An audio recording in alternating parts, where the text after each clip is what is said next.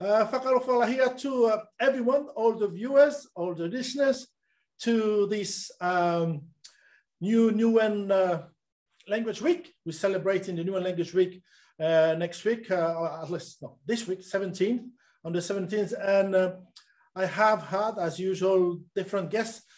But today, I'm so happy and privileged and honored to have our dear guest, and your guest here as well is Tigilau Ness. Whakalofalahia to my friend. Thank you for coming. How are you? Very good, thank you. Yeah. So what we're going to do first, listeners and viewers, I'm going to read a bit of his bio, our dear friend Tigilau, and there was not enough room, as I was telling him, on the internet to put all his achievements. So I just sum it up here on my little phone. So Tigilau Ness is a Niuean New Zealand activist and reggae artist, and performs at Unity Pacific. Ness is a political activist and first-generation Pacific Island New Zealander. After being expelled from high school in 1971 for refusing to cut his afro, he was involved in founding the Polynesian Panthers, a Polynesian rights group modeled after the Black Panthers. He was active in opposing apartheid and the 1981 Springbok tour. He was arrested during a protest march and spent 9 months in Mount Eden prison. Ness also took part in Maori land protests, including the occupation of Bastion Point. He converted to Rastafarianism during this period. A veteran musician, Ness was one of the founders of the reggae group, the 12 Tribes of Israel, in 1970s, and started a band called Unity in 1975. He formed the Unity Reggae Band in 1985, but did not release an album until 2003. His struggles against injustice and problems faced growing up in New Zealand feature in From Street to Sky. Ness is the father of hip-hop musician Shea Ness, and often performs as a member of Shea's band, The Crates. He's fluent speaker in Niuean and widely renowned in Auckland Pacific community for his long years of activism, journalism, cultural work, including organizing festivals and a lot of other service. There is a saying here that I just took from one of your interviews. I hope I'm not, I'm spelling it properly. Mai te tunu tuku ulu a hau, kei te alo hui he nue a kai, which means from the top of your head to the soles of your feet, you are Niue. Here we are, listeners, viewers. Here you are, our guest, prestigious guest, Tigilau Ness. So what have you got to say for yourself, Tigilau, after this bio?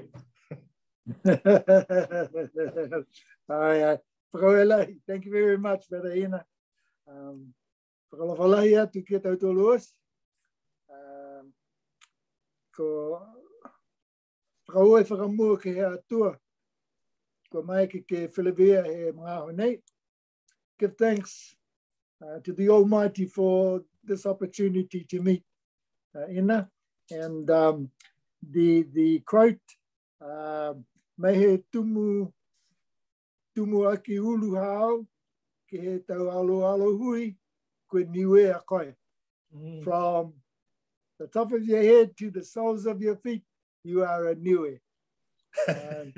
Yeah. Exactly. So, yeah.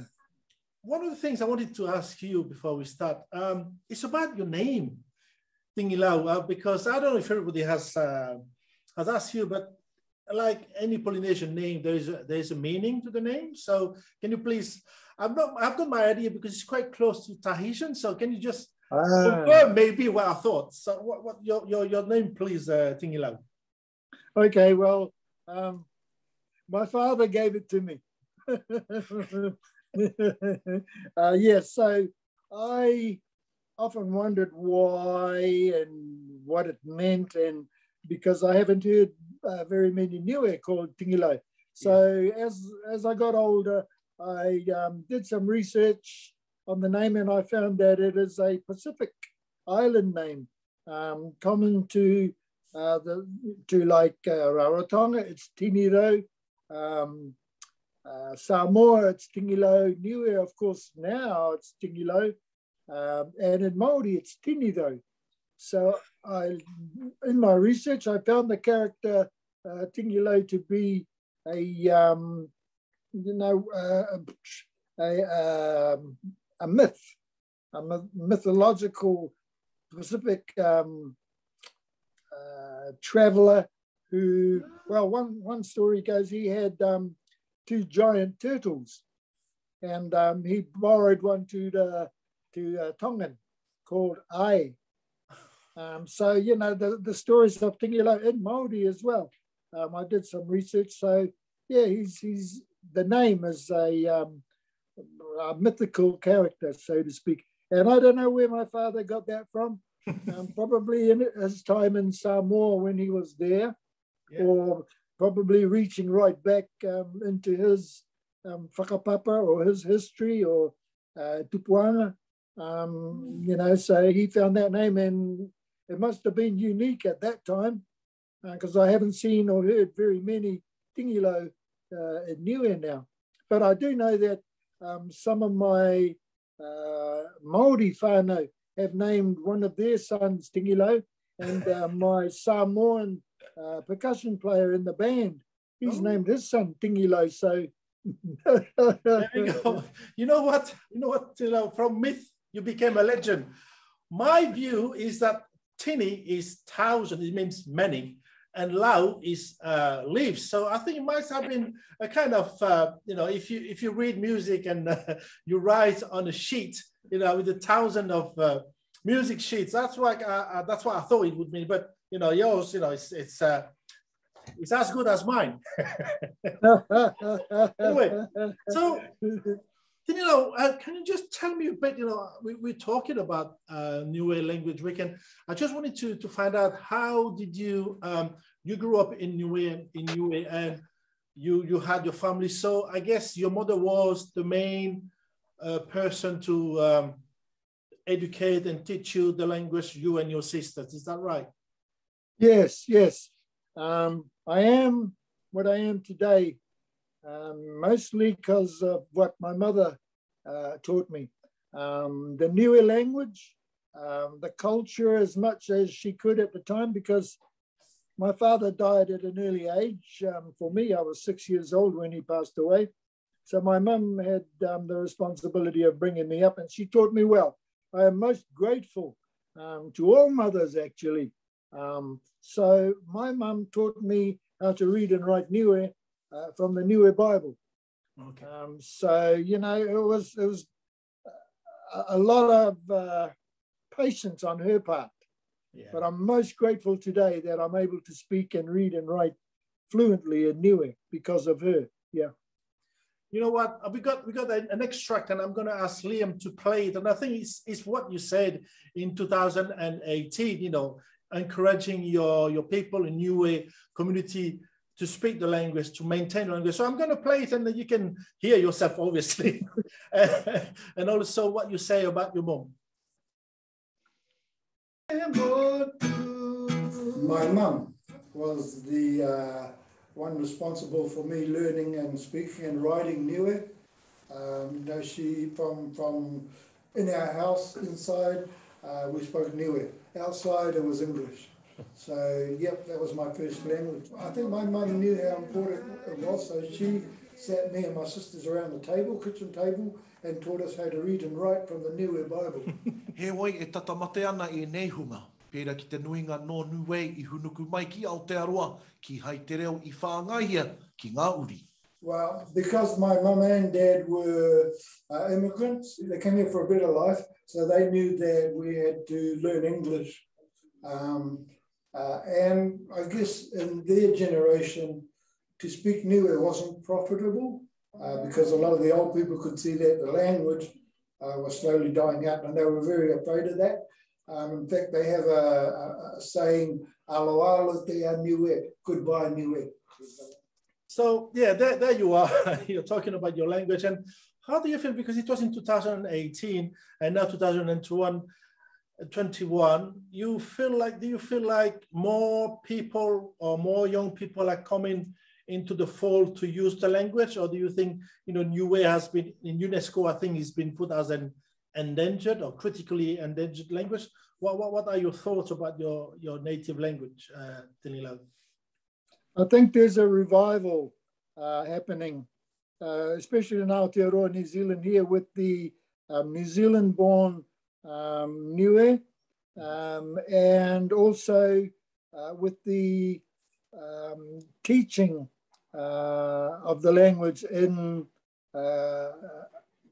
Wangahau Niue classes.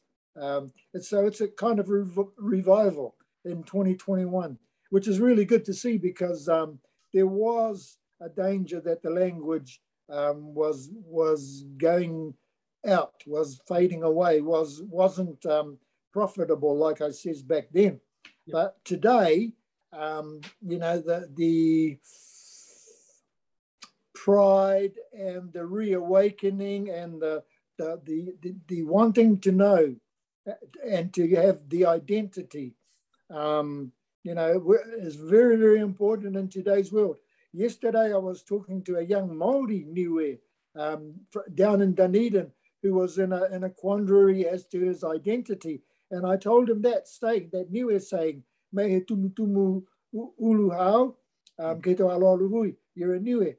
So I told him that, and not to worry, no matter what other people say. If you don't speak the language, that's okay. As long as you know in your heart you're a Niue, then, nothing can faze you. So with the language revival now, I encourage them to, Google or seek it out, or better still, when we're out of this COVID thing, go up to Niue. Niue is 100% vaccinated and COVID-free. So, that's only yesterday, a young Māori Niue. The young ones want to know who they are, and to their identity is very, very important in these times. Yeah. I do agree with you. We did have maybe some of the Niuean guests on here for the language. I had Leki, Jackson Borg, I had Lynn Pavihi, I told you, and I had Ioane as well. So all those three other, if you want, they are the young generation, maybe the middle of it, because they look after the young ones, that they try to. And they told me that one of the things that they rely upon heavily is technology, how technology can make young people to come, especially the use of this little thing there. So, it's going to bring people. I guess you agree with what your other friends and young generation of Niuean teachers and educators are saying. Oh, yes, like this. Also, it's a way of recording and carrying it around wherever. If it's not inside you, then you've got it in your hand with one of these. It's possible in today's world. So the young ones, they're using modern technology, also the visual as well. So, they're able now to lay their hands on the technology that'll take Niue forward, as a recording and as a resource, and to create, because I hear some Niue songs today from the young ones. Wow. Yeah, amazing. They are very savvy when it comes to technology, unlike you and I. So we must be coming from another planet, not generation. The other things I wanted to talk to you, I think you sent me a clip of one of the songs that you have chosen, and we're going to play the clip, a bit of it, and maybe we can talk about it before. What was, I know the title is Rockaway, Blackbird Dread. So just reading that, what can you tell me more about what you were trying to share with the audience? Okay. In 2015, my son and I were invited to go up to Niue to be part of the Arts and Culture Festival, the Niue Arts and Culture Festival there. So we got together and I started the lyrics to a song, and Shay added to it. And we composed it together, and then his band put the music together. And then in 2016, me and my band recorded it in the recording studio.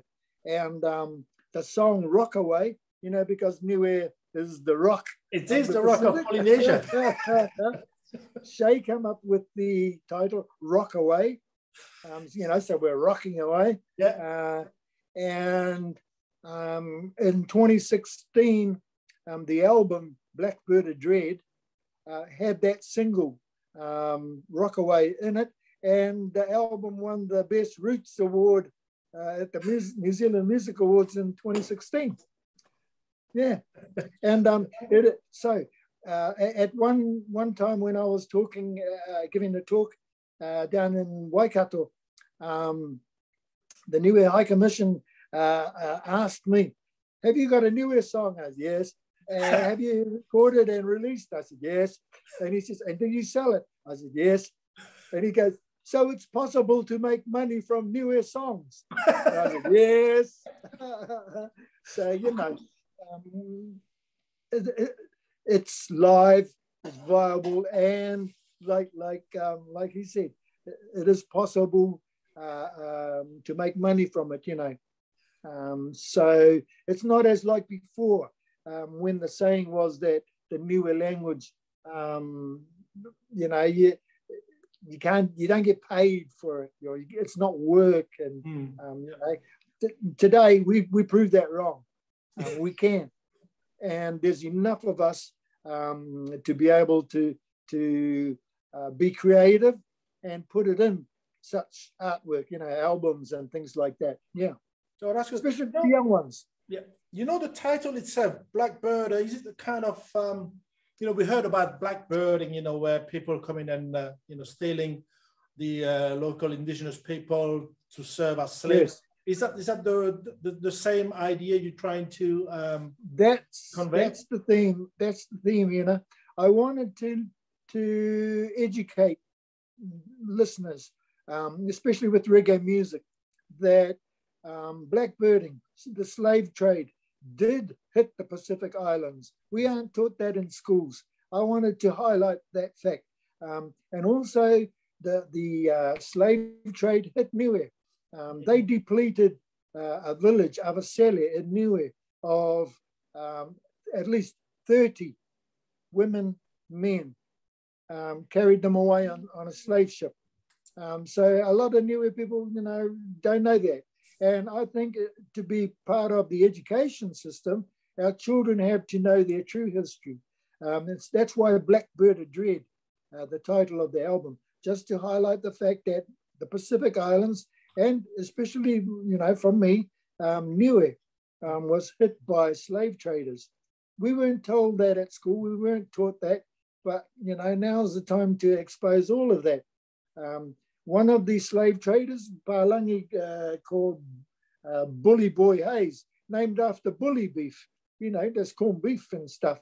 The stories. So pirates, Brother Ina, yeah, they attacked the Pacific Islands. I know Tigilau, Tuvalu, Samoa, the Cook Islands, 300 Cook Islanders taken away as slaves. So those parts of history I wanted to highlight, and that was like in 2016 when nobody, you know, considered things like that, except maybe the historians. But a lot of them tried to hide it.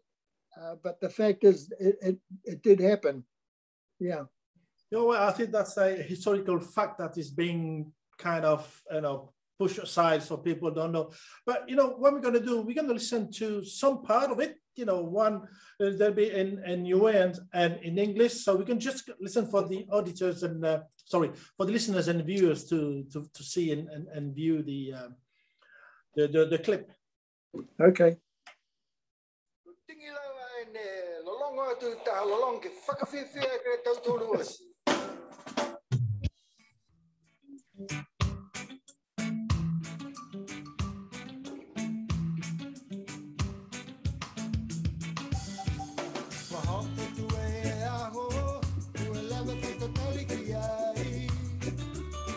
Yeah.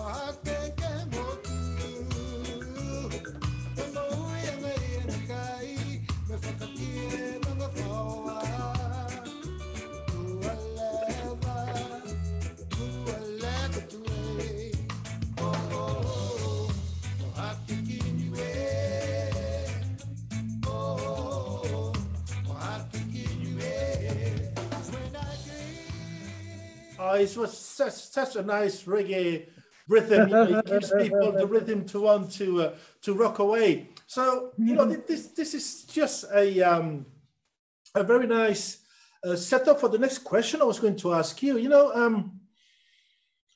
in my case, you know, I do play a bit of music as well. You know, coming from Tahiti and not being able to speak to the Tahitians on a regular basis, unlike maybe here in Niuean.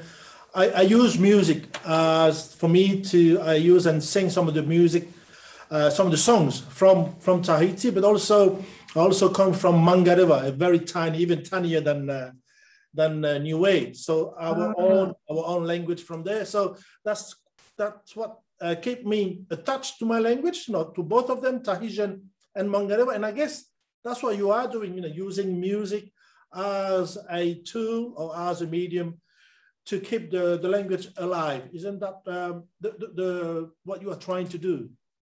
Yes, yes. Because, well, a lot of Niue had asked me, you know, write a Niue song, man, write a Niue song. And it was always my intention to do that. So that was the first, well, no, not the first really, but a collaboration with me and Shay. Because this was going to be our first trip to Niue, first time in our lives. So we decided, you know, to come up with a song that'll celebrate o Hakiki Niue, going up to Niue. So, like he says in the song, when I dream, I want to rock away with you. And now our dream is coming true. So won't you rock away with me? One of the last questions, Tigilau, are you planning on, you know, in terms of the language, Niue language, have you already done some, especially this week, okay, I guess it will be on the 17th when I think Niue language is celebrated have you already done some other activities and, you know, for the language week, Niue language week? Yep,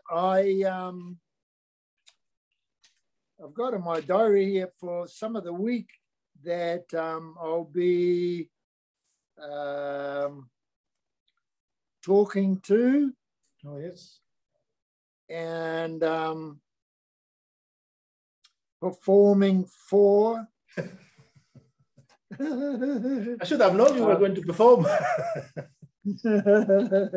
Yeah, well, which is what I usually do for the Niue Language Week. And I know, you know, my peeps come to me and ask and stuff. And if I'm not booked for the day, yep, then I go along because I know how important it is, and I really enjoy it, you know. So yeah, even if we don't, especially with this lockdown now, yeah, we celebrate even in our homes where we are. You know, it's a special time. So I'll tune into Pacific Media Network, Niue Radio on Tuesday nights, which I always do. I never really ring in, I just listen because it's necessary for me to hear the Niue voices. I really enjoy it. I do agree with you. I do listen as well to Tahitian music because for me it's important to relate back to it, even though I can sing, but listening to the music, it gives me a bit of, if you want, energy and a new rejuvenate in a way, you know, the way I live. So yeah, it's you know, it's been so nice to have you, Tigilau, and thank you for making yourself readily available for our Niue Language Week. Is there any last word you want to send to our listeners and viewers about your commitment or your engagement into the Niue language? Yeah. O ke huki ke vaccinate. Amutolu ne tupi tau loto, wa tupi. It's going to be all right. Vaccinate to liberate. My people, I love you all. And to stay safe, we all have to do it. Today, I was in a Zoom where some people were a bit iffy, you know, with this mandated vaccination now. We're all, you know, no jab, no job. Don't worry about it. Just do it for the sake of your children to stay safe, because you just have to look overseas. You just have to look next door to see what's happening, you know, with Australia, Victoria, all these things. That we are fortunate here. Like in Niue, 100% vaccinated, was safe, you know, on the island there. So it comes in at the borders. My Niue people, stay safe. Yeah. On this note, thank you very much, Tigilau. And here we are, listeners and viewers. We had our prestigious guest, Tigilau Ness, who gave us some of his time to talk about the Niuean Language Week. So come and this recording will come onto the Auckland Museum website. I hope you have yours as well, Tigilau, somewhere in your house. Yes. Auckland Museum badge. And on that note, thank you very much again, Tigilau.